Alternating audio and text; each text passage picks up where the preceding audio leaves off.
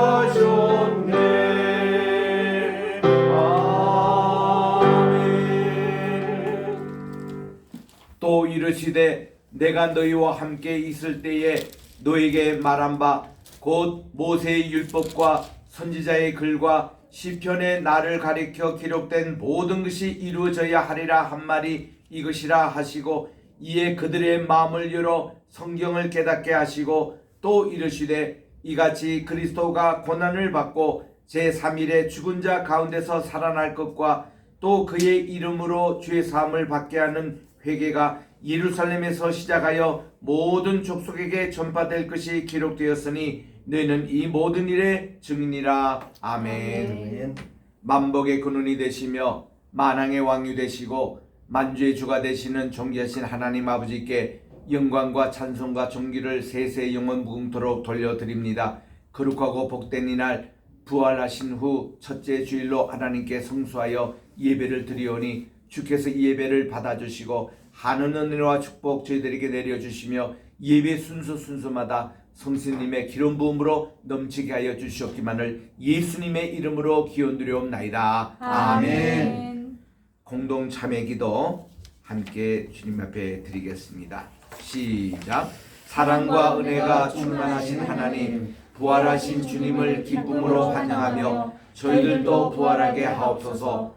오늘도 부활의 주님을 만나게 하옵소서. 지난 주간에 지은 죄악들, 불의, 불순종, 탐욕, 거짓, 악의, 시기, 살인, 분쟁, 사기, 억독, 수군수군하는 행동, 비방과 비평, 교만과 자랑, 악을 도모함, 불효, 약속을 어김, 무자비 등 모든 잘못과 허물들을 용서해 주옵소서. 저희가 주님의 보혈과 권능을 믿고 삶을 바꾸고 자신을 새롭게 하게 하소서. 그리하여 저희가 생명의 주님이신 예수 그리스도 안에서 나날이 행복과 삶의 즐거움을 누리게 하옵소서. 오늘 예배를 통해 의와 사랑과 믿음으로 거듭나게 하사 새로운 피조물로 태어나게 하옵소서. 십자가를 지시고 대속하셔서 부활의 첫 열매를 맺으신 예수님의 이름으로 기도드립니다. 아멘.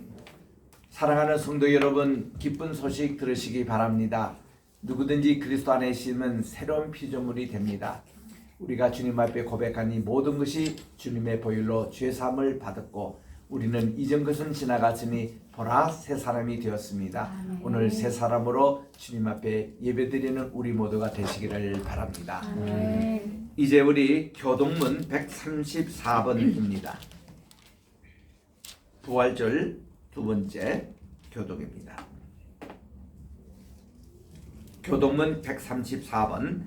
내가 받은 것을 먼저 너에게 전하노니 이는 성경대로 그리스도께서 우리 죄를 위하여 죽으시고 장사 지낸 바 되셨다가 성경대로 사흘 만에 다시 살아나사 베드로에게 보이시고 후에 12 제자에게와 그 후에 500여 형제에게 일시에 보이셨나니 그 중에 지금까지 대다수는 살아있고 어떤 사람은 잠들었으며 그 후에 야고보에게 보이셨으며 그 후에 모든 사도에게와 맨 나중에 만삭되지 못하여 난 자 같은 내게도 보이셨느니라. 그리스도께서 만일 다시 살아나지 못하셨으면 우리가 전파하는 것도 헛것이요 또 너희 믿음도 헛것이며 만일 그리스도 안에서 우리가 바라는 것이 다만 이 세상에 살 뿐이면 모든 사람 가운데 더욱 우리가 불쌍한 자리라. 그러나 이제 그리스도께서 죽은 자 가운데서 다시 살아나사 잠자는 자들의 첫 열매가 되셨도다. 아멘. 4장입니다.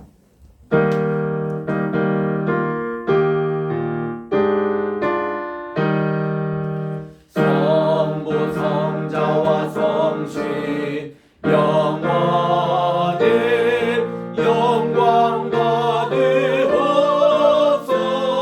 받으옵소서. 태초로 지금까지 오늘의 영원 모두 성삼위께 영광. 아멘. 다 착석하시고 강 목사님 기도 인도해 주시겠습니다.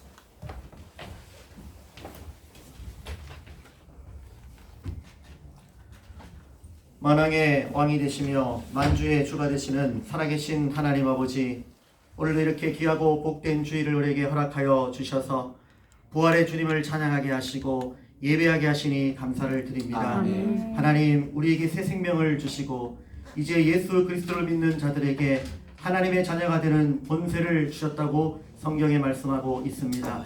아버지 하나님, 이제 주님이 오실 때가 가까웠는데 날마다 하나님의 말씀으로 겸비하여서 그리스도의 군사로서 잘 겸비하여서 우리가 주님 앞에 섰을 때에 주님 앞에 잘했다 칭찬받는 하나님의 그 부르심에 합당한 일꾼들로 설 수 있도록 하나님 우리의 모든 삶들을 돌이켜보게 하여 주시고 하나님의 말씀에 순복하고 순종하는 삶을 통해서 열매 맺는 아름답고 복된 삶들을 영위해 나가는 우리 주님의 귀한 자녀들 되게 해주시기를 원합니다. 아멘. 아버지 하나님, 또한 전 세계 또한 전쟁과 또 기근과 재난과 이 모든 것들이 마태복음 24장에 예수님께서 말씀하신 것과 같이 이제 재난의 시작점에 와 있습니다. 아버지 하나님, 이 우리가 서 있는 경점에서 우리가 과연 무엇을 준비해야 되며 우리가 어떠한 삶들을 살아가야 되는 것인가를 다시 한 번 더 하나님의 말씀에 비추어서 잘 점검하게 하여 주시고 우리의 삶의 시간들을 헛되이 보내는 것이 아니라 하나님 주신 시간들을 아끼고 정말 하나님 앞에 섰을 때에 아버지 부끄러움이 없는 인정된 일꾼으로 주님 앞에 인정받는 주님의 신실한 그리스도인들로 살아가는 우리들 되게 하여 주시옵소서. 하나님, 우리 각자에게 주신 비전과 소망과 소명과 부르심이 있습니다. 그 부르심의 상을 향하여 죽도록 충성하여 하나님 앞에 생명의 면류관 받는 그날까지 하나님 날마다 말씀으로 승리하게 하여 주시고 좌로나 우로나 치우치지 아니하고 하나님이 주신 생명의 말씀을 붙잡고 나가 순종함으로 복받는 우리의 인생 되게 하여 주시옵소서. 아멘. 오늘도 아버지 하나님, 하나님의 생명의 말씀을 통하여 하나님의 말씀이 선포되어질 때에 우리의 모든 심령들이 아멘으로 화답하게 하여 주시고 그 말씀이 우리의 믿음이 되어서 아버지 하나님 믿음으로 이 모든 험한 세상을 이겨나가는 하나님의 십자가의 군병들로 살아가는 삶으로 나아가기에 부족함이 없도록 은혜 더하여 주옵소서. 아멘. 말씀을 전하시는 목사님에게 성령의 능력으로 덧입혀 주시고 하나님의 말씀이 선포되어질 때에 우리의 모든 심령의 순종의 마음을 주시고 하나님의 말씀에 순복함으로 복받는 인생 되게 하여 주시옵소서. 아버지 하나님, 또한 우크라이나 전쟁과 여러 가지로 아버지 하나님 전 세계 많이 고통받고 있는 믿음의 자녀들, 또한 전쟁으로 인하여 아픔하여 있는 그런 모든 자들에게 하나님의 위로와 평강을 부어주시고 이 모든 사태들이 속히 끝나게 하여 주시며 아버지 하나님, 정말 주님 또한 먼 곳에서도 기도하며 또한 아버지 나라와 민족을 위해서 기도하는 모든 주의 종들의 기도를 들으시사 속히 응답하여 주시옵소서. 아버지 하나님, 우리의 모든 삶을 주님께 의탁을 드립니다. 오늘도 아버지 하나님 전 세계에서 하나님 앞에 예배를 드리오니 모든 영광과 존귀와 찬양 받으시기에 합당하신 하나님께 영광을 돌리게 하여 주시고 또한 오늘 이곳에 우리에게 자정하여 주시사 우리 예배를 흠양하여 주시고 기뻐 받아 주시옵소서. 오늘도 모든 예배를 주님께 의탁을 드리며 우리를 죄에서 구원해 주신 우리 구주 예수 그리스도 이름으로 기도 올리옵나이다. 아멘.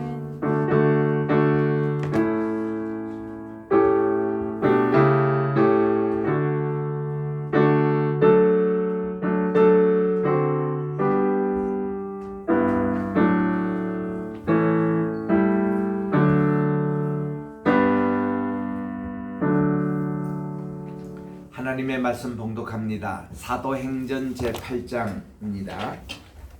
1절부터 3절까지 제가 읽을 테니까 여러분들은 맨 끝줄 석절을 38, 39, 40절은 합독하겠습니다.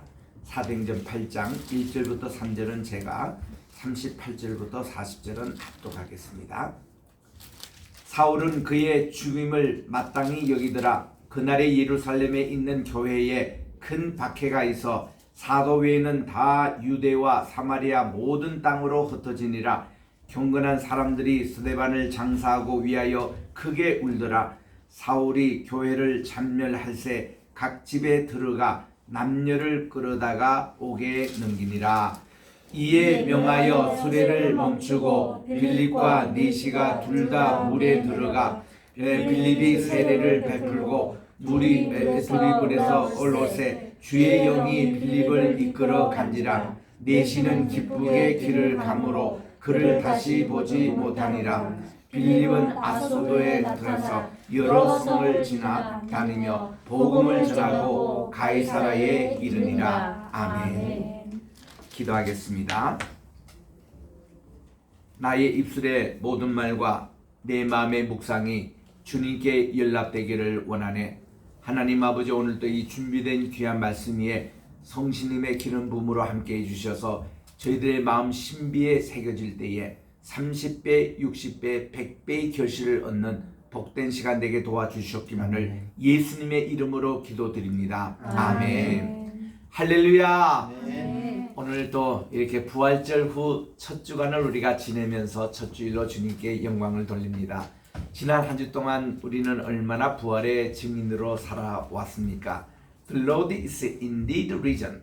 주님께서 진실로 부활하셨습니다. 이 메시지가 항상 우리 복음을 전할 때의 핵심이 되어야 하는 것입니다. 주님은 오늘도 살아계시고 살아계신 주님을 오늘도 우리는 만나야 되고 우리 예배 때마다 부활의 신앙을 새롭게 하는 그런 우리 매일 주일이 되어야 할 것입니다.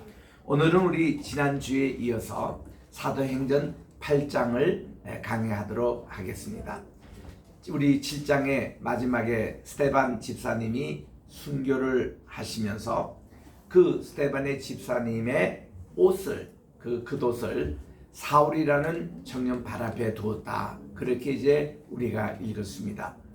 그거 보면은 그때 이 사울이 이 순교의 책임자였다는 것을 알 수가 있습니다. 이 사울이 누군가요? 이분이 바로 바울입니다. 바울. 우리 한국 교회에서는 성경에 없는 얘기가 좀 퍼져 있는 것 가운데 하나가 사울이 변하여 바울이 됐다라는 얘기를 합니다. 그것도 다메섹 도상에서 그분의 얘기가 있었다는 것이죠. 또 가짜 뉴스 가운데 하나가 바울이라는 이름은 작은 뜻이다. 사울이라는 것은 큰 자다. 이런 뜻인데 미안하게도 어떤 원어적인 증명이 되고 있지 않는 내용입니다. 사울이라는 뜻은 하나님께 묻다라는 뜻이고 바울이라는 것은 작은 조약돌 이런 작다라는 의미는 조금은 있습니다만은 꼭 그렇게 작아진 이런 내용은 아닙니다. 그런데 이게 왜 한국교회에 이렇게 퍼졌는지 모르겠습니다. 두 번째는 바울은 본래 그의 이름이 집안에서 태어날 때는 사울이었고 그리고 밖에 나가면은 다소 지방이어서 길리게아 다소의 수도였는데 그 바로 이방인 세계 헬라 세계였습니다. 이 사람들에게는 바울이라 이름을 불렀습니다.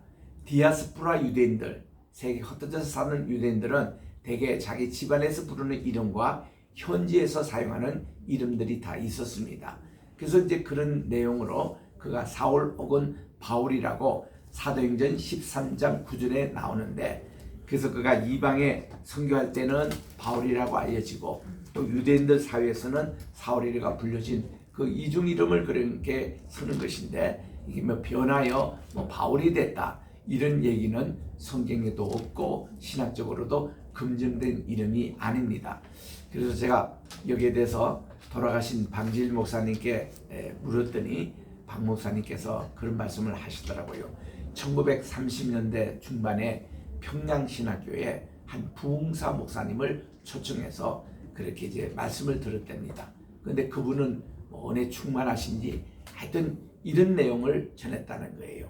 이 사울이 변해서 바울이 돼가지고 이랬다 해서 한국에게 쫙 퍼졌다는 것입니다. 그런데 이 정작 선교지에 가서 선교사님들이 이런 얘기를 전하니까 듣는 교인들이 다 피 굽고 말더라는 거예요. 성경이 어디 있냐고 물을 때 선교사님이 굉장히 당황했다. 이런 얘기를 저는 많이 들었습니다. 그렇게 선교지에 있는 분들도 바보들이 아니에요. 그분들도 딱 요즘은 인터넷 같은 거 검색하면 금방 나오는데 이런 성경에 없는 얘기들을 이렇게 전하는 것, 또 다메섹 도상에서 그분의 이름이 변해서 우리가 이렇게 무슨 교만한 자가 부활의 주님 만나면 이렇게 겸손한다. 메시지는 참 좋은 내용이지만 그 내용이 성경적인 근거가 없는 것은 안 하는 게 좋다는 것입니다. 그래서 제가 이거를 25년 전서부터 한국교회에 자꾸 얘기를 합니다. 이런 얘기를 하면은 한국교회가 무식하다는 얘기를 듣기 때문에 더 이상 안 했으면 좋겠다. 바로 이 사울이라는 이 청년이 바로 이 스데반 순교의 책임을 맡고 있는 자입니다. 사울은 이걸로 끝나지 않고 오늘 1절에 보니까 예루살렘 교회를 심하게 박해를 했습니다. 그래서 얼마나 박해가 심한지 예루살렘 교회의 사도 외에는 우리 잘 들으세요. 사도 외입니다. 사도들은 예루살렘 교회를 지켰습니다. 그 외에 예수님의 고담 제자급에 대한 이런 지도자들 또 집사님들 이런 분들이 다 사방에 흩어져서 이제 복음을 전하게 됐습니다. 우리 복음을 전하다가 첫 번 순교자가 스데반 순교자가 지금 났지 않습니까? 그분의 삶은 절대로 헛되지 않는 게 그분의 죽음을 통해서 비로소 땅끝 선교가 시작이 됐습니다. 자, 여러분 이거 한번 생각해 보세요. 그 예수님께서 승천을 하시면서 이런 말씀을 하셨잖아요. 오직 성신님이 너에게 임하시면 너희가 권능을 받고 예루살렘과 온 유다와 사마리아와 그리고 땅끝까지 이르러 나의 증인이 되리라. 그렇게 말씀한 게 1장 8절입니다. 그런데 1장 8절을 거꾸로 이렇게 보면 8장 1절이 되죠. 8장 1절이 오늘 우리 있는 본문 말씀 바로 1절인 것입니다. 거기 내용에 보니까 예루살렘에 핍박이 심해가지고 이제 사도들 외에는 집사님 또 예수님의 제자들 많은 성도들이 전 세계에 흩어지면서 복음을 전하는데 그들이 사마리아에도 갔습니다. 그리고 땅끝까지 저 남방 땅끝까지 온 이지오피아, 이거를 우리 구약에서는 구스라고 하는 나라, 이지오피아의 네시는 요즘으로 말하면 내무부 장관입니다. 이분에게 복음을 전해서 세례를 받게 하고 침례를 받게 하고 그분들에게 땅끝 선교에 파송하는 일들이 이 8장에 일어나는 겁니다.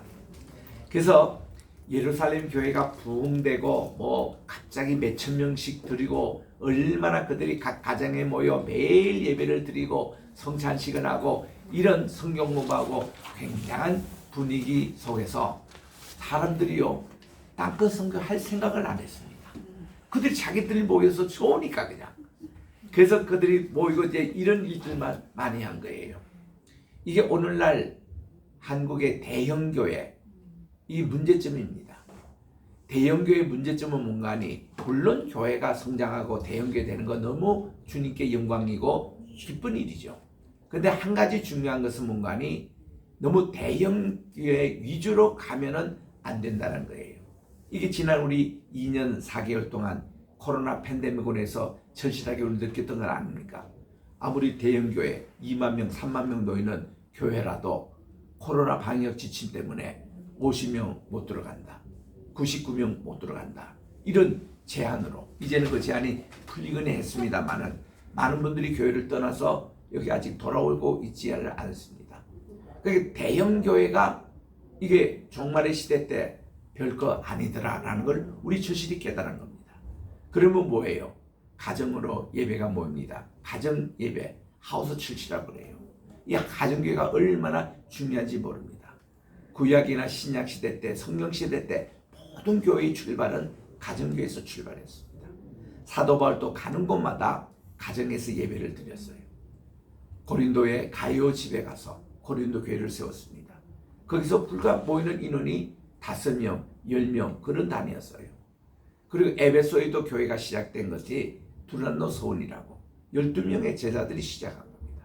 교회 수가 그렇게 많지 않았습니다. 대형교회에 너무 교만하신 목사님들에게 종종 하는 얘기가 있습니다. 예수님도 12제자를 넘지 못했는데 그 중에 한 사람이 또 배반까지 했다고. 그러니까 우리들이 어떤 숫자를 많이 번정해서 내가 이만한 목회자다 하는 거 성경에 그런 거 자랑하라는 얘기는 없습니다. 우리는 주님께서 키워주신 것은 참 좋아요. 우리 예수님의 제자 가운데도 2 종류의 사람이 있었습니다. 베드로는 어떤 전도법인가 하니 그물 전도법이었어요. 그분은 어부 출신 아닙니까? 그래서 그물로 확 던지면 하루에도 3,000명씩 회개하고 5,000명씩 교인이 늘고 이런 어떤 스타일의 그물 전도였습니다. 근데 그물 전도의 하나의 약점은 뭔가 하니 한 사람 한 사람을 케어 못해요. 그 사람에게 진정 주님을 영접시키고 하는 이거는 약합니다. 근데 사도 바울은 어떤 형이냐면 낚시형이었어요. 낚시는 낚시 안 하면 한 고기만 잡히면 고기만 충실합니다. 1:1 전도입니다. 그래서 한 사람 시간은 느리더라도 철저하게 교육하고 훈련해서 주님의 제자로 양육하는 이런 법도 있습니다. 2가지 다 좋아요. 2가지 다 필요합니다. 우리는 낚시 전도법도 필요하고 그물 전도법도 필요한데 그 본질은 뭔가니 우리가 어떻게 전도되든 우리 한 사람 한 사람이 주님 앞에 바로 서는 것이 참 중요합니다. 저도 미국에서 좀 중형 목회를 또 해본 적이 있습니다. 우리 교인들이 한 1,000여 명 되는 때도 있었습니다. 그런데요, 한 목회자가 목회할 수 있는 하나님께서 맡겨주신 양떼가 얼마나 되느냐? 그게 153마리예요. 153명이에요. 요게 우리 주님께서 마지막 그 갈릴리에서 고기를 잡았던 그 숫자의 의미라고 그럽니다. 우리가 사실 교인이 한 150쯤 되면은 교인들이 눈에 다 들어와요. 그야말로 교인들의 집에 숟가락이 몇 개인지 정도 파악 정도가 다 됩니다. 그런데 이게 한 300쯤 되잖아요. 이 목사님이 어느 집사님이 오늘 나오셨고 안 오시고 파악이 안 되는 숫자가 들어갑니다.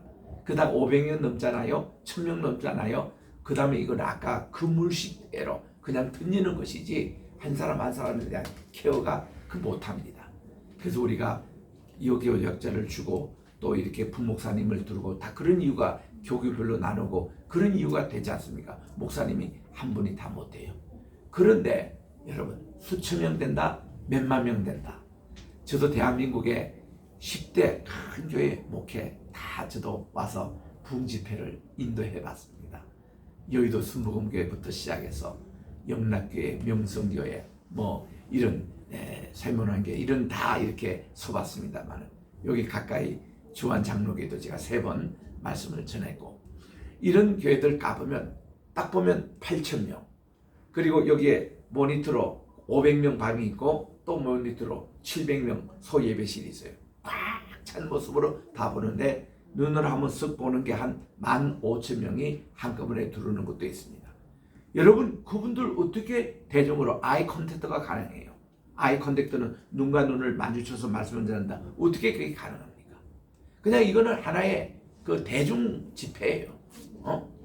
그러다 보니까 한 사람 한 사람에 대한 케어가 부족합니다. 저를 모시고 갔던 여러분 누구 하면 다 아는 목사님이에요. 목사님 그분은 직접 운전하는 길 좋아하세요. 그날 내 저녁 예배 설교를 하는데 저녁을 잘 대접을 받고 목사님이 기름이 다 떨어져 가지고 잠시 이제 주유소에 이렇게 정박하는데 그 주인 되시는 분이 반갑게 목사님 안녕하세요 인사를 하시더라고요. 그래서 이 목사님이 저를 아세요? 말고요. 제가 바로 목사님 교회 안수지 교사님 아니니까 누굽니다. 그러니까 목사님이 문을 닫고 하신 말씀이 목사님 나 이래서 목회하기가 싫어요. 자기는 영락교회 갔을 때에 영락교회 찬양대 저도 70년대 영락교회 찬양대 호산나 사랑회 했습니다만은 150명이 그때 우리 있었거든요. 이분이 기도 제목이 그거였어요. 하나님 저 수만큼 우리 교인이 좀 되게 해주십시오. 그렇게 기도했던 목사님인데 이분이 장소를 잘 잡아가지고 새벽 기도로 유명하게 되고 그래서 세계 막 당시 3만 명, 5만 명 이 교인이 막 넣으니까 정신이 없는 거예요. 그래서 목사님 내가 우리 교회 15명 모일 때가 그때가 참 좋았습니다. 그때 가마떼기 깔고 하나님께 새벽 기도 열심히 하고 그때가 좋았다고. 이게 12명이 넘어가니까 이게 목회가 안 된다는 거예요. 그런 그 고충을 말씀을 하시더라고요. 그래서 우리는 이런 대중적인 그런 것도 필요하지만 그 가운데서도 우리가 늘 이 얘기합니다. 큰 교회일수록 소그룹을 강화하는 거예요. 소그룹. 그래서 이번에 우리 강 목사님이 이 박사 논문을 쓰시는데 미래 전략 이 차세대를 위한 네트워크 교회를 쓰셨어요. 그 쓰면서도 소그룹 그분에 대한 소그룹을 강화시키는 그리고는 거기에 경건을 강조하는 내용이 또 있는 이런 것이 갈 때 앞으로 미래는 우리 많은 청년들 케어하고 우리 교회가 이런 방향으로 앞으로 나가야 되지 않겠느냐 이런 내용을 쓰셨는데 참 중요한 얘기입니다. 우리 참 교회가 클수록 소규모가 건강해야 이게 교회가 건강해집니다. 우리 한 세포가 건강해야 온몸이 이렇게 건강하듯이 그리고 또한 작은 교회는 작은 교회대로 우리 이 소그룹을 또 강화해야 합니다. 그래서 우리는 작은 교회라고 무시하지 않고 큰 교회라고 교만하지 말고 보세요. 우리 산에다 가보면은 큰 나무들이 있는데 그 나무들이 잘 돼야 밑에 작은 나무들이 잘 자랍니다. 또 한편에서는 작은 나무들이 건강하고 잘 자라야 큰 나무가 잘 자란다는 거예요. 이런 원리로 저는 한국에 왔을 때에 그 대형교회 목사님들 모임이 따로 있더라고요. 2만 명 이상 모이는 목사님 10분이 모이는 자리에서 제가 글을 부탁을 드렸습니다. 여러분들 주변에 작은 교회 목회할 그 교회들 좀 섬겨주시기 바랍니다. 그랬더니 서울에 사랑의 교회가 있죠. 거기도 250명 그 서초동에 작은 교회들이 있어요. 거기서 열심히 섬기기 시작했습니다. 명일동에도 그렇습니다. 세den교회 근처에도 있는 경기도에 있는 교회도 그렇게 지금 섬겨주고 계세요. 그래서 우리는 큰 교회도 잘 돼야 되고 작은 교회도 잘 돼야 되는 이것이 초대교회 모습이었습니다. 그래서 초대교회는 예루살렘 교회가 갑자기 대형교회로 됐지만은 8장 1절 오늘 보니까 이게 다 흩어졌습니다. 다시 소그룹 교회가 된 겁니다. 그리고 이분들이 소그룹이 돼가지고 시리아도 가고 또 저기 남방에도 가고 사마리아도 가고 각각 이렇게 흩어서서 전도를 하는데 그 중에 한 분이 빌립이 사마리아에 가서 전도를 하는 거예요. 여러분 우리가 아까 그 집사님의 명단을 보면은 초대교회 7 집사님 첫 번째가 스테반 집사님이잖아요. 이제 순교를 당했습니다. 그 다음 차석되시는 집사님 누구가니 빌립 집사님이었어요. 이분이 이제는 수석이 된 거예요.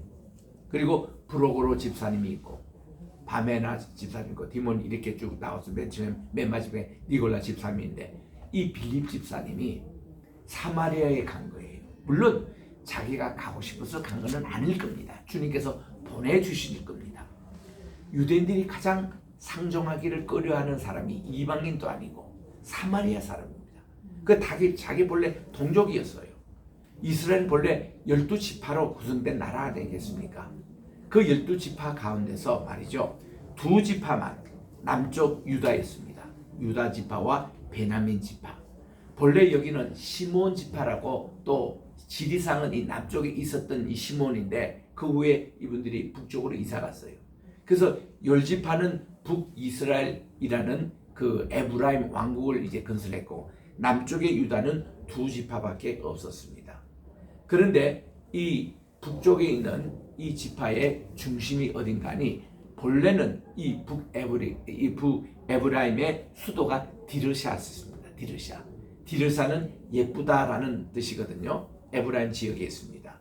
그 수도에서 오므리 왕 때에 이 수도가 사마리아로 전도를 했습니다. 사마리아라는 것, 그래서 이름이 본래는 세멜이라는 이름이었는데 사마리아로 전도했는데 그거는요 사마리아가 해발 430m예요. 요거는 그 주변에보다도 100m가 더 높은 텔 지역에 있습니다. 여러분 이스라엘 가면 텔이라는 이름을 상당히 많이 붙입니다. 텔 아비브, 텔 에레코노는 그 다음 지명을 붙여요. 텔 베델, 텔 아이, 텔 두로 이런 식으로 텔이라는 이름을 많이 붙이는데 이 텔이 뭔가니 인공 언덕이라는 뜻이 있습니다. 인공 언덕이 왜 형성된가니 텔 아비브만 가더라도 지중해가 있습니다. 교통의 요새지입니다. 물이 풍부합니다. 사람이 잘 최적의 지역이에요. 근데 전쟁이 났어요. 전쟁이 나서 이 마을이 다 폐허가 됐습니다. 폐허가 됐는데 여기가 워낙 살기가 좋은 장소이기 때문에 또 한 20년, 10년 이렇게 지나면 사람들이 꾸역꾸역 모여서 또 집 짓고 거기서 살게 돼요. 그러다 보니까 이것이 무너져 없어지고 또 무너져 하니까 이 땅이 처음에는 평지였을 텐데 그 다음 한 단계 조금 높아지고 또 높아져서 나중에 한 수백 년이 지나면은 꼭 언덕처럼 이렇게 올라져 있는 거예요. 이런 텔이라고 그렇게 얘기합니다. 이것이 이스라엘 가면 얼마나 가니 6천 군데가 있어요. 6천 군데. 그 6천 군데가 차보면요 전부 다 고고학 발굴지입니다. 우리가요 시루떡 이렇게 1000개를 올릴 때 우리 참 어릴 때 전통시장에 가면은 얼마나 시루떡이 하나 먹고 싶은지 그것도 겨울에 김이 모락모락할 때 우리는 배는 고픈데 그 떡 파는 그 집에 가보면은 시루떡을 다 넣고 한 판, 두 판 이래가지고 할머니가 다 칼로 잘라가지고 그거를 먹는데 우리는 침만 흘리고 옆에서 하나 좀 줄 걸로 그래도 우리는 시루떡에 대한 이 아픔이 있습니다. 우리에게. 그 요즘 또 전통시장 가면 꼭 시루떡을 내가 사 먹습니다. 옛날에 그때 생각하면서 떡을 그렇게 좋아해요. 내가 미국에 40년 살다가 한국에 올 때 왜 한국 가냐 할 때는 그때 농담 반 진담 반으로 한국에 떡 먹으러 갑니다. 떡 먹고 싶어서 갑니다. 그렇게 할 정도. 그랬더니 내가 이 소문을 냈더니 한국에서 내 집회할 때마다 강대상에는 떡이 이만큼 쌓여요. 그리고 내 숙소에 가면 떡이 항상 있습니다. 너무 떡이 많아가 처치 곤란한 그런 정도로 떡을 그렇게 좋아했습니다. 우리 수업 시간에도 학생들이 또 떡을 많이 갖다 줘요. 정말 떡 실컷 먹었습니다. 근데 당 있다고 할 때부터 이제 떡을 제가 좀 상합니다만은 그만큼 떡을 좋아하거든요. 그 시루떡 있잖아요. 근데 이 텔이라는 것이 꼭 방가면 시루떡처럼 이렇게 지층이 형성되어 있는 거예요. 그러면 파면은 여기는 제일 최근에 촌락이 무너지던 고담 단계 하면요. 여기서 발굴되는 토기가 있잖아요. 이 토기를 시대별로 딱 모읍니다. 이 토기. 그러면은 우리 고고학을 전공하는 사람은 이것이 하나의 연대기가 돼요. 알파벳 순으로 A, B, C, D 하듯이 이것이 크로놀로지컬 이렇게 연대기로 이래 가지고 그 토기를 쫙 이렇게 형성돼요. 제가 1985년도 하버드에 이제 이 박사과정 고대 근동 박사과정에 제가 입학해서 공부했습니다.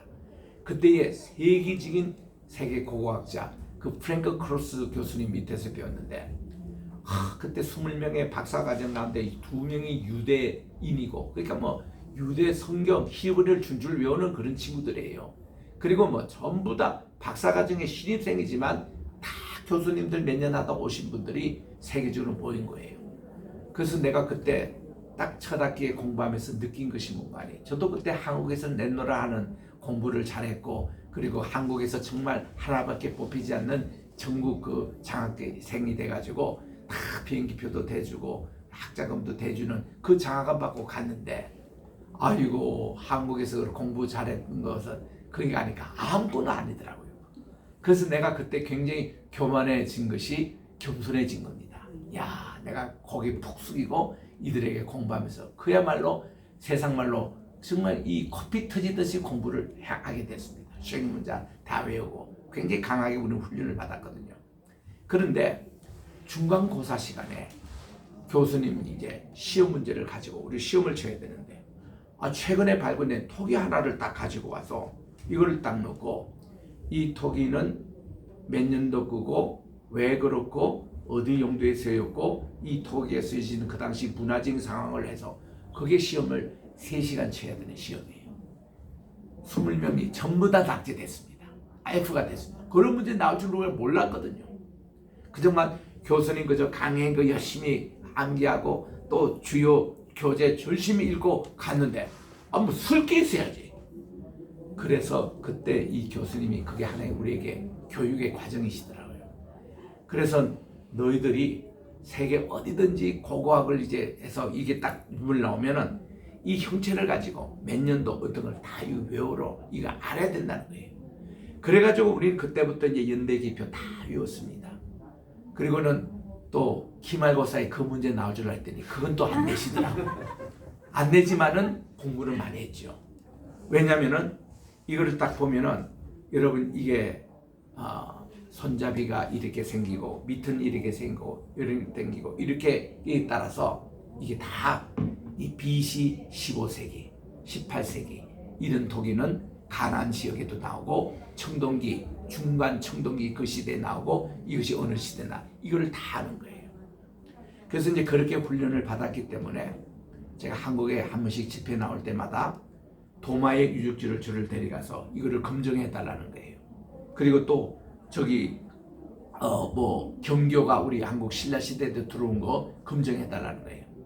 경주 불국사에 데려가서는 목사님 이게 본래는 불교가 아니고 이게 교회당으로 지어진 겁니다. 이 검증해 달라는 거예요. 그래서 제가 중국 시안에 가서 봤던 그 꼭 같이 생긴 불교가 그게 교회 이게 그거에 사당이 아니고 교회당이었거든요. 그래서 여기에 우리나라에 사자 붙은 거 있죠. 전부 다 이게 사자 붙은 거. 이 전부 다 교회당이라는 이름이에요. 이게 불교에서 거기서 불당을 갖다 놓은 겁니다. 그래서 그 대웅전이라는 것은 한국에서는 쓰인 것인데 그때 웅이라는 것이 이게 아들 음자 아닙니까? 그 성자 예수님 십자가 놓고 우리 주님을 내야 되는 그 사찰이 오늘날 이렇게 대웅전으로 변형이 된 거예요. 이 불교에 있는 모든 조차들 다 교회당으로 여러분 보시면 됩니다. 이게 이제 불교가 우리나라에 들어와가지고 그렇게 됐는데 다시 이제 이렇게 온 것이 경교에 우리나라에 영향이 미쳤다 하는 그것이 지금 자꾸 밝혀지고 있습니다. 그 제가 지난주에 김해 갔을 때에 그 강의를 또 하고 온 거예요. 그러니까 이게 우리나라 가야 시대 때 이게 신라 시대 때 이때 우리나라에 들어왔던 이 불교가 다 이 경교였다는 그 흔적이 있어가지고 석굴암에도 가도 그렇게 이제 이 석가모니 그 주변에 12제자상인데 이거는 불교에서 없습니다. 그게. 그리고 그게 이마에 보면 트라이앵글 성부 성자 성령 이게 여기 그려져 있습니다. 그것도 기독교. 그리고 불화에 보면 전부 다 이렇게 후광이 이렇게 비치잖아요. 이 후광 이것도 전부 다 기독교 문화. 옛날에 그 성자 있던 분을 얘기할 때 다 그 후광이 있는데 그 기독교 문화에서 온 겁니다. 그러니까 이런 걸 보면은 야 깜짝 놀란 게 불국사에 가니까 불국사 주지 스님이 이거를 인정하더라니까.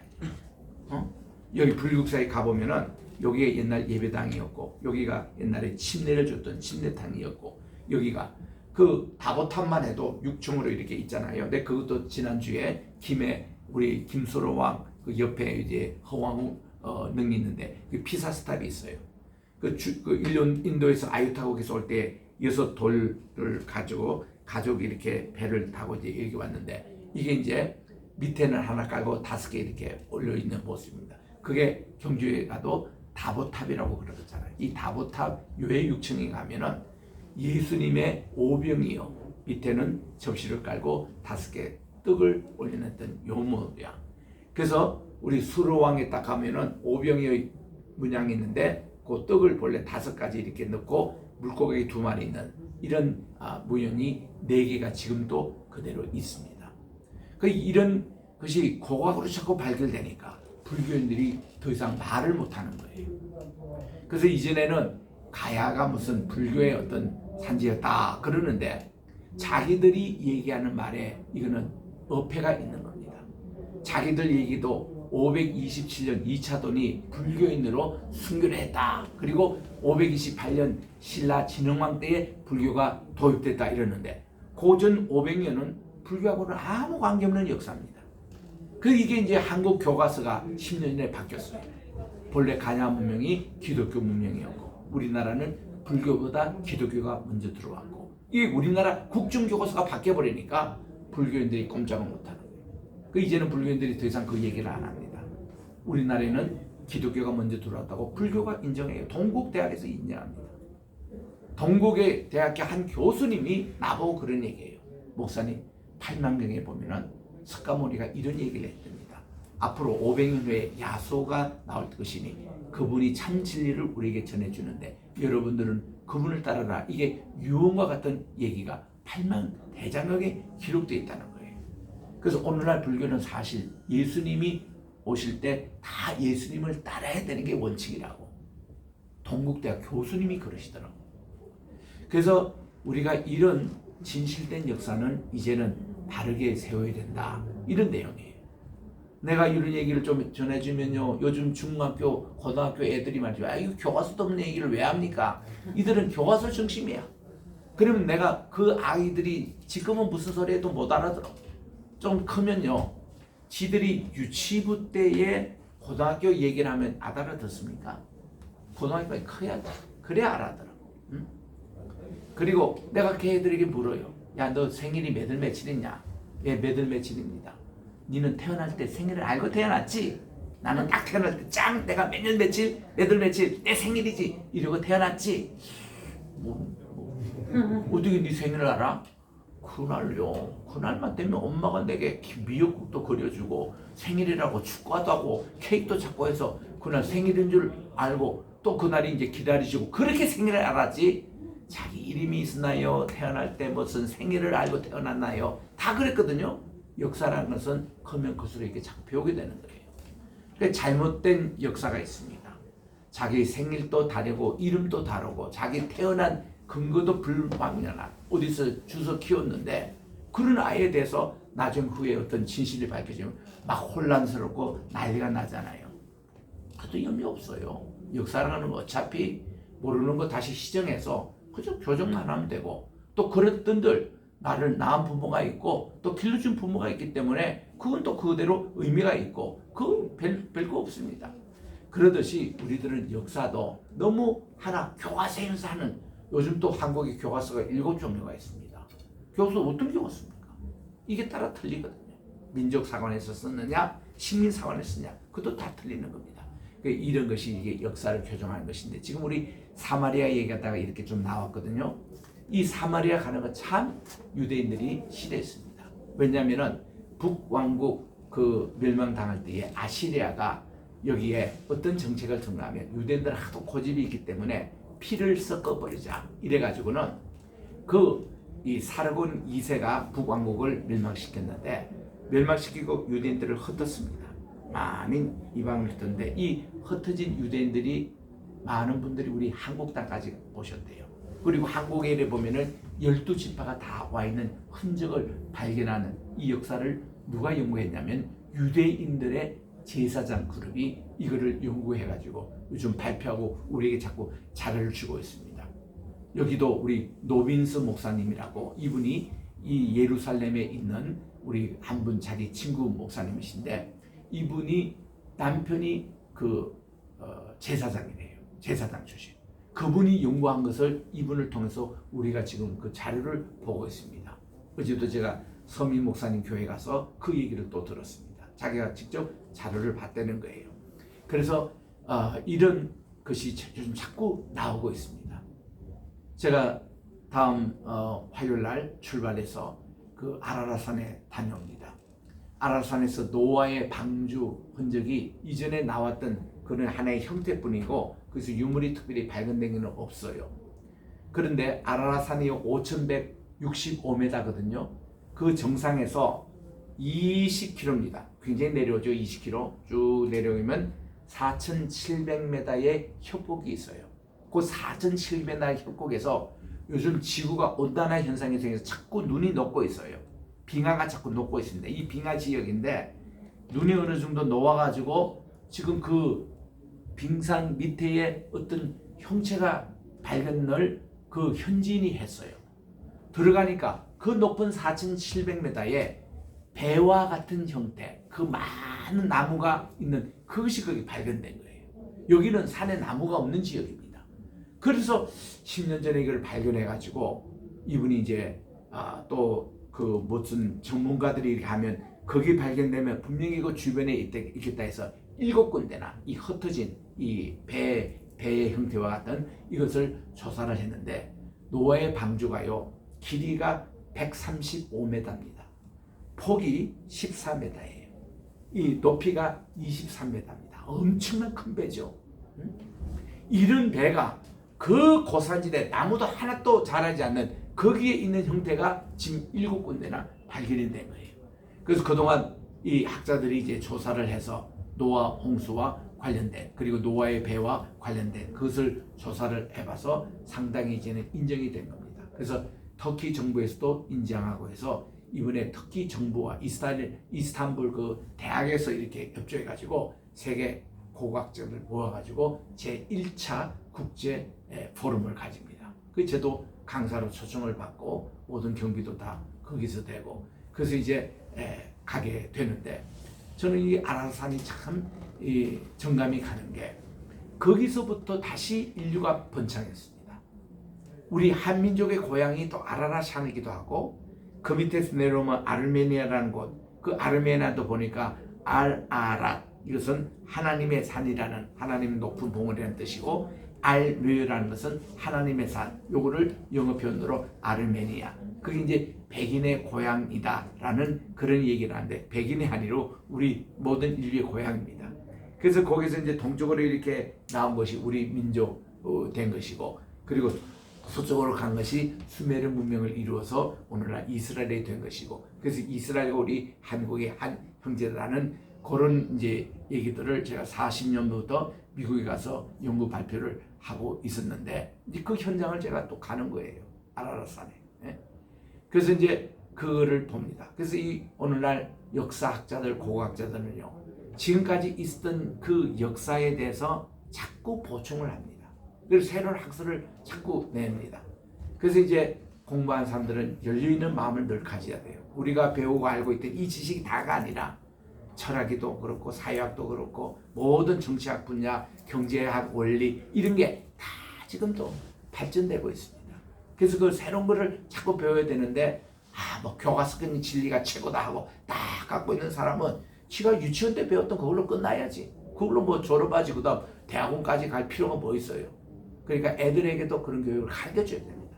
역사라는 것은 자꾸 새로운 걸 배워야 되고 이제 나오면 또 이거를 새로워야 되고 그래서 미국에 가니까 내가 참 존경스러운 게 미국의 대부분 사람들이 매일 하루에 10개 내지 100개의 영어 단어를 공부를 하더라고요.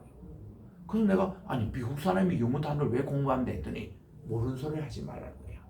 하루에도 수천 개 신단어가 나오는데 이거 배우지 않으면은 이게 따라가지를 못한다는 거예요. 요즘 우리 4차 혁명 시대에 살 때에 얼마나 괴롭습니까? 요즘 젊은 아이들이요 인터넷 용어를 이렇게 해가지고 우리는 옛날에 선생님 해야 알았는데 요즘 애들 선생님이라는 소리도 안 해요. 샌님 하는데 나는 처음에 샌님 무슨 알 수 있어야지. 이런 식으로 애들이 이렇게 서는 것이요 아주 약어 이걸 공부하지 않으면 못 따라합니다. 요즘 완전히 이게 대화의 단절이 생기는 거예요. 이러듯이 우리들은 이런 것도 공부하고 그러니까 미국 사람들도 영어 단어를 공부를 매일 해야 된다니까요. 미국에 국회의원 있잖아요. 이런 분들도 하루에 100개 이상 신단어를 영어 공부를 해야 된대요. 우리나라 대통령, 우리나라 국회의원도요. 새로운 신조어를 다 공부를 해야 합니다. 그래야만 이게 지도자가 될 수 있는 거예요. 그런 식으로 우리들도 이런 학문에서는 열려있기 때문에 교과서적으로 그렇게 배웠기 때문에 그게 진리다. 이거를 빨리 깨우쳐줘야 됩니다. 그래야 애들이 성장할 수 있어요. 그래야 애들이 대학도 가고 대학원도 가는 것이지 뭐 유치원대 병고 그거 다다 안 되는 거예요. 그래서 우리가 참 이런 것이 우리나라 국민적으로도 이게 선진국은 다 그렇게 교육을 시키고 있습니다. 애들이 그런 생각을 키워주고 이렇게 보고를 했는데 그 사마리아 되는 그런 게 대해서 혼혈 정책을 써가지고 15개 주변에 있는 나라의 사람들이 여기를 해서 강제적으로 결혼해서 피를 섞어놨습니다. 그 유대인들은 퓨리티, 이 혈통의 순수성을 굉장히 중요하게 여기는데 사마리아 사람들이 그렇게 섞어졌습니다. 그리고 나중에 남왕국도 멸망이 됐고 남왕국은 바벨론으로 포로로 잡혀갔는데 역시 이분들도 디아스포라 돼가지고 한국까지 많은 분들이 왔습니다. 우리나라에 12지파가 다 살고 있어요. 우리도 알게 모르게 유대인 표가 우리에게도 있습니다. 그래서 이 사마리아 사람 같으면 유대인들이 그렇게 싫어하는 거예요. 저 사람들은 피도 섞었지. 자기들도 예루살렘으로 이렇게 와서 이 성전을 짓고 같이 예배를 드려야 되는데 유대인들이 싫어하니까 할 수 없이 그들이 그림신 산에서 따로 성전을 씌워서 예배를 드리는데 그거마저도 여기에 남쪽에 있는 장군이 가서 그 부셔버리고 말았어요. 그래서 유대인들도 사마리아 사람도 유대인을 굉장히 싫어했어요. 그런데도 우리 주님께서는 오셔가지고요 예루살렘에서 사마리아로 직접 가신 거예요. 유대인들은 이 사마리아가 갈릴리 가는 요 중간에 딱 있는 산악지대이기 때문에 예루살렘에서 갈릴리로 가면 직선거리가 한 3일이면 걸어갑니다. 그런데 요거를 피하기 위해서 이 사람들이 이렇게 저 밑에 내려가서 이게 이제 여리고입니다. 여리고에서 요단강 계곡으로 올라가지고 이렇게 올라가는 것이요 한 2배나 더 걸립니다. 그 일주일씩이나 걸려요. 일주일씩. 한 번은 우리 성경공부 미국에 있습니다 하는데 정집사님이라는 분이 요즘도 성경공부에서 목사님 그 예루살렘에서 갈릴리까지 가려면 걸어서 얼마나 걸립니까? 묻더라고요. 그래서 이제 곧바로 가면 3일은 가는데 대개 유대인들이 사마리아를 지나가지 않기 때문에 우회의 길로 가면 한 주일 겁니다. 왜 묻습니까? 했더니 성경의 마태복음 5장 24절에 보니까 너희들이 예루살렘의 성전에서 헌금 드리려 하다가 형제에게 원망 들을 만한 일이 생각나거든 그것을 그대로 두고 가서 형제와 화합하고 다시 와서 하는데 그거를 계산해 보니까 얼마나 걸리냐 이거야. 왔다 갔다. 그 예배 드리러 왔다가 형제에게 원망 들을 일이 있으면은 그거를 두고 가는데 일주일, 오는데 일주일, 보름 걸려가지고 와서 예배를 드려야 되는 이런 것을 구체적으로 묻는 집사님이 있어요. 그분 남편이 지금도 부산대학교 교수로 있는 분인데 그래서 여러분들이 이런 거를 구체적으로 이렇게 보는 거예요. 그 사마리아가 그런 지역입니다. 그랬는데 예수님이 여기에 가서 수가성 여인을 만나서 사마리아 사람을 전도하고 또 여기에 빌립이 가서 지금 전도를 하는 거예요. 그러니까 예수님이 오직 성령이 너에게 임하시면 성신님께서 임하시면 우리가 권능을 받고 예루살렘과 온 유대 그리고 사마리아와 땅끝까지 이르러 사마리아를 우리 주님이 꼭 넣으신 거예요. 그래서 이 빌립이 그렇게 사마리아 전도를 열심히 했습니다. 하는데요. 그게 한 무당을 하는 요즘 말은 샤만이죠. 무당쟁이가 있었습니다. 그 이름이 시몬입니다. 시몬이라는 이 사람은 자기가 점을 이렇게 해가지고 많은 돈을 벌었던 사람인데 이거 빌립 집사님이 복음을 전하니까 이 마귀들이 떠나고 그리고 점장이들이 다 망하게 생겼어요. 그래서 처음에는 막 대적을 하다가 자기도 이러지 말자 마음을 바꿔가지고 자기도 예수 믿겠다 그러고 내가 이런 거보다 예수님의 권능을 힘어가지고 더 큰 이익을 나는 장사를 해보자 이런 속셈을 가지고 자기도 세례까지 다 받았어요. 그러면서 이제 그 예루살렘 교회에 보고가 됐습니다. 아이고 거기 빌립 지사님을 파송해서 보냈더니 그 사마리아 사람들이 다 예수를 믿고 지금 큰 역사가 일어나는 것을 보고 급하게 교회에서 베드로하고 요한 두 사도를 파송했습니다. 사마리아에. 그 이분들이 와서 다 보니까 훌륭한데 한 가지 빠진 게 있어요. 성신님의 역사는 아직도 없는 거예요. 그 여러분들 성신님을 받았습니까? 했더니 받은 사람이 없어. 빌립 지사님은 거기까지는 못해. 그래서 이 두 사도가 기도하니까 성신님이 임하는데 방언을 얘기하고 예루살렘 교회에서 일어났던 기적과 표적이 막 나타나는 거네요. 거기서 가장 관심 있는 분이 시몬이 아이고 내가 저거를 제대로 배우면은 나도 저렇게 큰 이 기적 큰 장사가 되겠다 하고는 두 사도에 찾아가지고 사도님 혹시 그거 하는 거 돈으로 얼마나 합니까? 제가 좀 사고 싶은데요. 그랬더니 두 사도가 깜짝 놀라면서 하나님은 우리에게 거저 주셨으니 우리가 거저 받는 것인데 돈으로 흥정하고 돈으로 하는 당신은 그 돈 관계 망해버리라고 그렇게 막 저주를 내리니까 시몬이 아이고 그 얘기를 좀 제발 거둬 주십시오. 내가 그런 뜻이 아니고 해서 그 저주는 거둬 들었습니다마는 그 후에도 이 사람이 회개하고 제대로 갔으면 좋겠는데 시몬이란 이 사람은 만몬주의에 빠진 겁니다. 만몬이라는 게 뭔가 하니 재물을 관장하는 그 당시 우상이었거든요. 그래서 이 만몬주의로 빠지는 거예요. 그래서 영어의 단어에 보면요. 사이몬 여기에 보면 거기에 이즘이라고 붙이면 사이모니즘 이 뜻이 뭐로 나온 거니 돈을 가지고 성직을 매매하는 것, 매수하는 것 이런 행위가 전부 다 사이모니즘에 속하고 그게 만몬 그 이단 종교화로 되는 것이에요. 그런데 우리 교회에서도 이런 매모니즘, 사이모니즘 이것이 성행한 것이 오늘날 교회의 모습입니다. 말씀드려볼까요?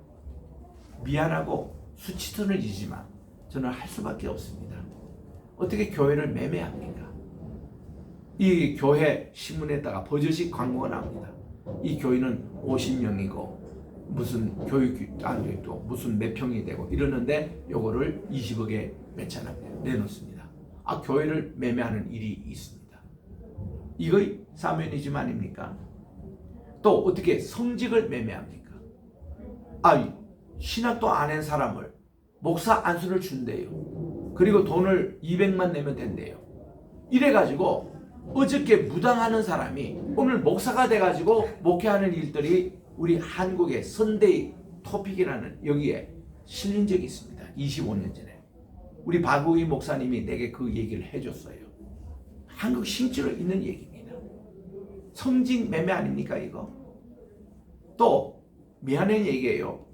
제가 브리스톤 한인 장로교에서 목회할 때에 부흥어느 목사님이 오셔가지고 이제 오늘부터 여러분들에게 제가 특별 기도를 할 테니까 여러분들이 이렇게 헌금 봉투에다가 거기에 다 이렇게 이름을 적고 기도 제목을 가지고 오시면 제가 기도해 드리겠습니다. 그랬더니 또 순전한 교인들이 순종하잖아요. 순종하는데요. 미안한 얘기예요. 그분이 뭘로 했는지 봉투가 좀 두꺼우면은 확실히 기도 많이 하시고 이게 얕으면은 이게 안 하는 거예요. 근데 그분은 한국에서 오신 분으로 미국에서는 현찰보다는 체크를 쓰거든. 체크가 훨씬 많이 쓰여지는데 그 얇게 보이거든. 그거를 또 몰랐던 거예요. 이런 일들이 있을 때에 우리 교인들이 제가 그때 부임하게 된 전 그 얘기입니다. 교인들이 반이나 들고 나갔대요.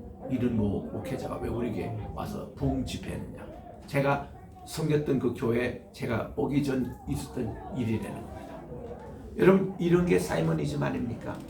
또 교회 장로가 되는데 권사가 되는데 집사가 되는데 돈은 얼마 헌금을 해라. 또 목사님 이번에 집회하는데 목사님의 양복은 뭐 사주라. 또 그 헌금을 부흥회 헌금을 들었는데 60은 강사 목사님 먹고 40은 담임 목사님 먹고 됩니까 이거? 죄 짓는 거예요 이거. 이게 한국에 이게 편만하게 있습니다. 여러분 그 주님이 지금 보면 뭐 했어요? 주님이 채찍도 들고 이 교회 다 청소하십니다. 이 불법을 행하는 자 내게 써너라. 예수님이 십자가 치기 전날에도 그거 하신 거예요. 성전을 증거하시는 거예요. 한국교회가 왜 이렇게 하고 있습니까? 그 어떤 분이 아이고 연세도 많이 드시간데 아이고 권사님 아직 못 됐어요. 예, 제가 돈이 없어서 교회에서 얼마 내라고 하는데 돈이 없어서 내가 권사가 못 됐구나. 이런 분들이 종종 계세요. 이거 한탄할 노릇입니다.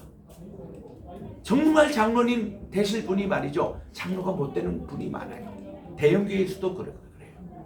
그래서 그분들은 기본으로 매도 교회 헌금해야 되고 뭐 하여튼 돈으로 뭐 매수합니다. 돈으로 성직을 매주합니다. 심지어는 A와 B 교회가 있는데 이걸 돈으로 형정해서 강단도 바꾸는 일이 있습니다. 이거 다 주님 앞에 심판의 대상이에요. 여러분 우리가 그렇게 예수 믿지 맙시다. 교회가 왜 이렇게 됐습니까? 그래서 우리는 하나님께 정말 감사하는 마음으로 헌금을 드리고 물질을 섬기고 또 물질은 그래요. 있으면 있는 데도 없는 데는 없는 데인데 교회에서 말이죠. 강제적으로 이걸 교회 이 헌금을 시켜가지고 뭐뭐 교회에서는 그렇습니다.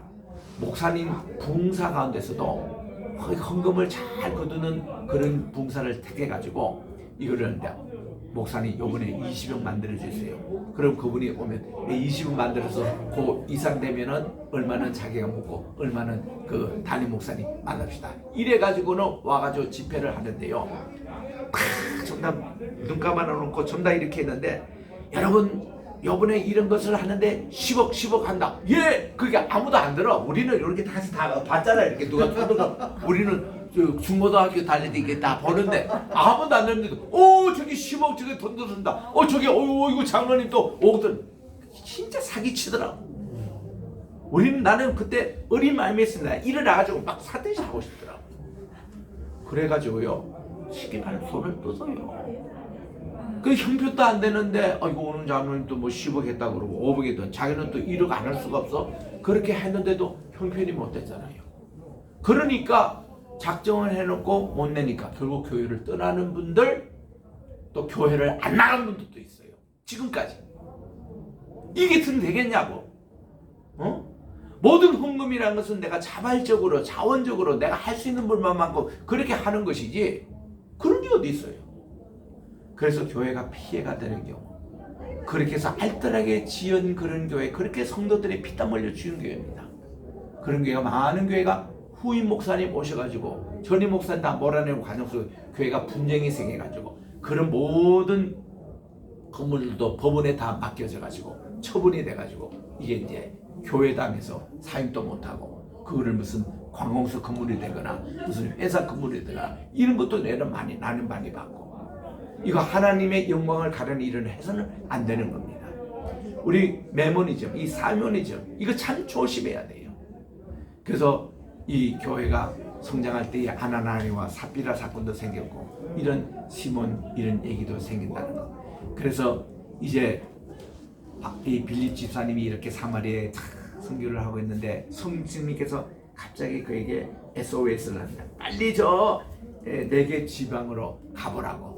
그래서 그가 가사로 내려가는 길목으로 성신님이 빨리 옮기신 거예요. 우리 보면은 성경에 보면 요즘으로 말하면 KTX, 요즘 말하면 비행기보다 더 빠른 게 뭔가니 성신님께서 사람을 딱 잡아다가 옮기는 것은 눈 깜짝할 새 그냥 학원에 옮깁니다. 빌립이 지금 사마리아에 있다가요 주님이 가장 빠른 방법으로 그를 들어서 올려가지고 지금 이디오피아에서 온 네시 옆으로 딱 앉히는 거예요. 보니까 이분이 예루살렘 성전에서 사왔던 성경책을 읽고 있는데 이사야 53장을 읽고 있는 거예요. 그게 보니까 그가 찔림은 우리의 허물을 인함이고 그가 채찍에 맞음으로 우리의 나음을 얻고 이럴 때 이분이 자기 자신을 얘기하는 건지 타인을 얘기하는 건지 자기가 궁금하는 차에 빌립 집사님이 옆에 딱 온 거예요. 그 빌립 집사 이게 질문하니까 예수님의 얘기를 다 들려주는 겁니다. 근데 마음에 뚜금이 있었어요. 아 형제요, 여기 지금 물이 있는데 나로 좀 침례하면 안 되냐고. 어우 왜요? 와이나? 그래서 유명한 사도행전 8장 37절 말씀이 거기 나옵니다. 근데 다 불행하게도 우리 개역 성경, 개역 그리고 현대역 성경 다 여기에 37절에 보면 없음이라고 나옵니다. 이건 말도 안 되는 얘기예요. 성경이 중앙보안 하나님 말씀이 없음이라는 게 신약의 13군데나 나옵니다. 근데 우리의 본래 한국 초반 성경인 구역 성경에는 다 나오는 얘기예요. 킹제임스 바이블은 지금도 다 나오는 얘기입니다. 우리 개역자 성경 다 나오는데 이게 다 요즘 없다고 이렇게 나와요. 없다고 한 것이 뭔가 하니 킹제임스 바이블의 순수한 하나님 말씀을 무너뜨리기 위해서 이 캐토릭에서 특별히 가짜 시내산 사본을 만들고 가짜 바티칸 사본을 만들어 가지고 요즘 시내산 거기 가면 가짜 그 시내산이거든요. 캐토릭이 만든 거예요. 그거 이제 더 이상 갈 필요 없습니다. 지금 우리는 사우디아라비아에 있는 라오스산 거기 진짜 가야 돼요. 그러듯이 시내산 사본이라는 걸 가짜로 만들어가. 그게 AD 331년이라고. 그래서 그걸 가지고 성경에 있는 13군데를 없음이라 이러고 9천여 곳을 막 그냥 뺐습니다. 우리가 정확히 하는 예수 그리스도의 호칭이 우리 주 예수 그리스도, 우리 주 예수 그리스도 이 네 마디인데 요게 하나씩 다 빼는 거예요. 이거 하나를. 어떤 데는 이것도 싹 다 빼버리고. 예를 들면 우리 주 예수를 믿어라 그러면 너와 내 집이 구원을 이라. 사도행전 우리 이제 16장 31절에 우리가 배울 텐데 거기 보면 주 예수 그리스도를 믿으라고 나오거든요. 근데 우리의 그리스도를 싹 뺍니다. 또 내게 능력 주시는 그리스도 안에서 그리스도가 거기 있는데 그리스도도 싹 뺍니다. 또 너희는 먼저 하나님의 나라와 그 일을 구하라. 하나님의 나라인데 하나님이 나오는데 그걸 싹 빼고 너희는 그 나라와 그 일을 구하라. 이렇게 싹 뺍니다. 이렇게 빼는 성경이 아니라 우리는 킹제임스 바이블과 같이 전통 성경 99.9% 사본에 다 나오는 그 전통 그를 넣어서 성경을 읽어야 이 바른 성경 말씀이 되는 거예요. 그래서 우리 강 목사님이나 저나 우리 한국의 킹제임스 바이블을 다시 번역하는 그 지금 작업을 하고 있습니다. 지금 5년째 하고 있는데 이게 이제 출판을 할 거예요. 그래서 이런 바른 성경을 다시 회복돼야 됩니다. 그래서 이제 37절에 보면 이렇게 나와요. 이 4시가 이렇게 대답을 합니다. 예, 제가 예수님을 믿습니다. 예수님 누구예요? 하나님의 살아계신 하나님의 아드님을 믿습니다. 이게 최초 세례 문답이 된 거예요. 그래서 빌립이 침례 세례를 베풀었습니다. 그리고서는 성신님께서 빌립을 형체도 없이 또 싹 데려가셨어요. 갑자기 보이지 않는 거예요. 꼭 투명 인간 만난 것처럼 꼭 사람이 이리 와다 없어지는. 요즘 우리 메타버스 시대 4차 혁명 시대 얘기하지만 이미 그 시대가요 사도행전 때부터 다 있었습니다. 사람이 보이다가 갑자기 보이지 않던거나 예수님의 부활체가 그랬잖아요. 엠마오 마을에서 딱 식사 기도 와서 그들이 부활의 예수를 딱 아는 순간에 우리 주님이 사라지시고 그들이 눈에는 사라졌지만 주님은 거기 계신 거예요. 이런 게 메타버스거든요. 뭐 미래에 있는 것이 이렇게 가상현실로 나타나고 가상현실이 미래에 바로 이렇게 된 겁니다. 벌써 그런 체계를 성경에 미리 벌써 다 보여주고 계신 거네요. 그래서 이제 이렇게 이분이 이디오피아에 가가지고 이디오피아에 가서 자기 나라 전체를 기독교 국가로 만든 이런 일들이 있었습니다. 오늘 이 8장을 통해서 복음이 땅끝까지 전파되기 시작하는 이 내용을 보고 얼마나 감사한지 여러분도 우리 겟세마네 선교회가 이런 정신을 가지고 땅끝까지 교육 선교하는 우리가 되시기를 주의 이름으로 축원합니다. 기도하겠습니다. 하나님 아버지 감사합니다. 부활의 주님을 만나서 이렇게 또한 제자들이 변화되고 집사님들이 변화돼서 오늘 특별히 이렇게 사마리아까지 전도가 이루어지고 또 이렇게 이집트에 온 넷이 이분에게 또 성령의 성신님을 받게 하고 또 침례까지 받게 해서 정말 에티오피아를 기독교 국가로 만드는 정말 이 놀라운 일들이 일어났던 것 같이 오늘날 코로나 지나고 이 시대 하나님의 복음의 역사가 땅끝까지 전하는데 앞장서는 우리 겟세마네 신학교, 겟세마네 교회, 겟세마네 세계 선교가 되게 도와주셨기만을 예수님의 이름으로 기도합니다. 아멘. 찬송가 134장을 부르면서 준비하시는 거 하나님께 드립니다.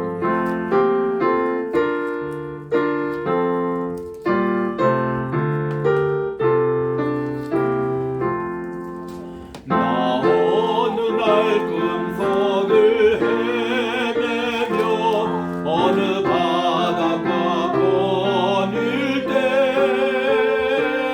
그 갈릴리 오신이 따르는 많은 무리를 보았네. 나 그때에 확실히 맹인이 눈을 뜨는 것 보았네. 그 갈릴리 오시니 능력이 나를 놀라게 하였네.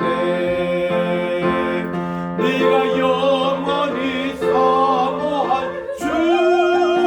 주님 참 사랑과 은혜 넘쳐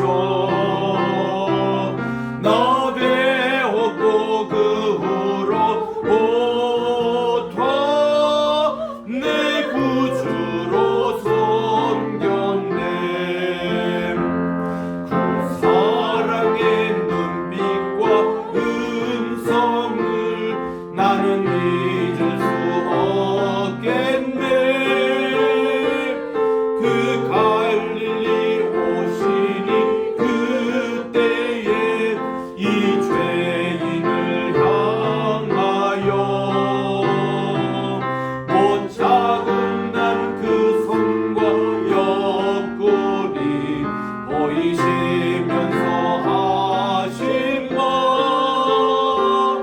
내 지은 죄 사했다 하실 때 나의 죄짐이 풀렸네.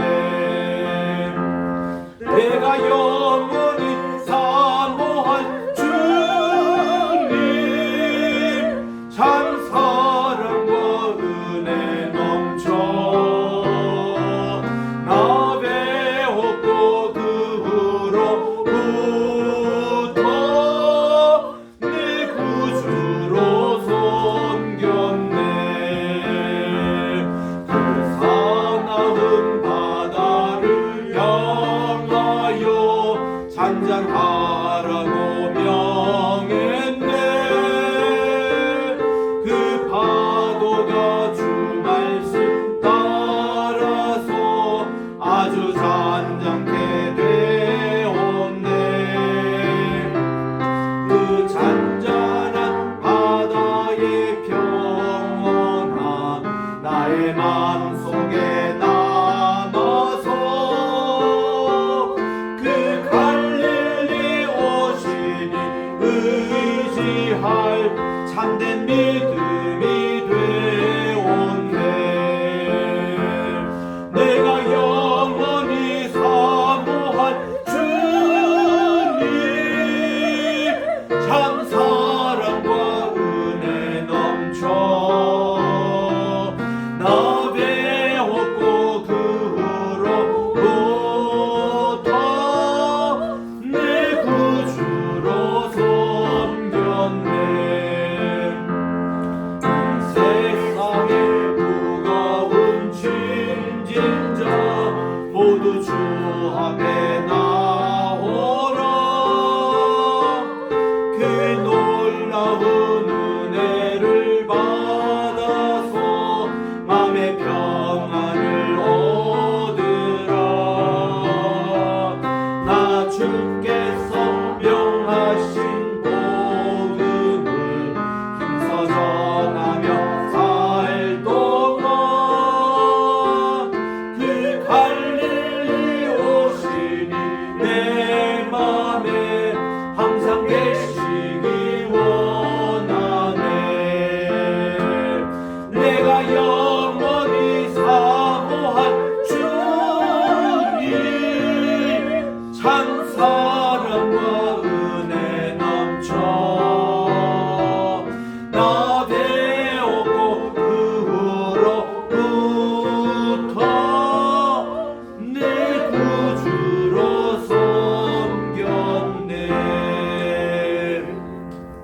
하나님 아버지, 오늘도 주님 앞에 빈손으로 나오지 않고 귀한 예물을 가지고 나왔습니다. 10의 1조로 감사의 예물로, 성교의 헌금으로, 여러 가지 주정응고로 바친 예물을 받아주시고, 우리 성도님 한 분 한 분 가정에 물질의 축복과 건강의 축복과 자녀의 축복을 허락해 주셔서 모든 하는 일마다 형통한 역사가 일어나게 도와주시고, 부활의 기쁨으로 날마다 승리하게 도와주시옵소서. 예수님의 이름으로 봉헌기도 드립니다. 아멘. 일어나셔서 1장 찬송으로 하나님께